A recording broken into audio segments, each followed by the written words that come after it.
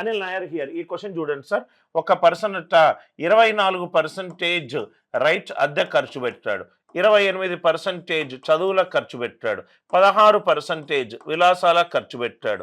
అంటే 68% ఖర్చు పెట్టాడు. 100లో 68 ఖర్చు పెట్టాడు, మిగిలింది 32%. 32% అంటే 0.32. మిగిలిన దాంట్లో 72% పన్నులకు చెల్లించాడు, అంటే మిగిలిందంతా 0.28 ఈజ్ ఈక్వలెంట్ టు 2403.52. ఇంతవరకు క్లియర్ కదా. n ఇంటూ 0.32 అంటే డిజిటల్ సమ్ 5, 28 అంటే డిజిటల్ సమ్ 1, ఇది 2 + 4 + 3 ఇది 7.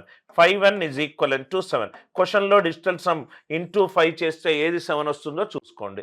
ఇది ఏదో ఒక ఆప్షన్ పెట్టుకుంటున్నాను. 7 + 2 9, 6 + 5 11. 11 అంటే 2, 2 5s are 10 కాదు. ఇదేమో 2 + 6 8, 16 18 20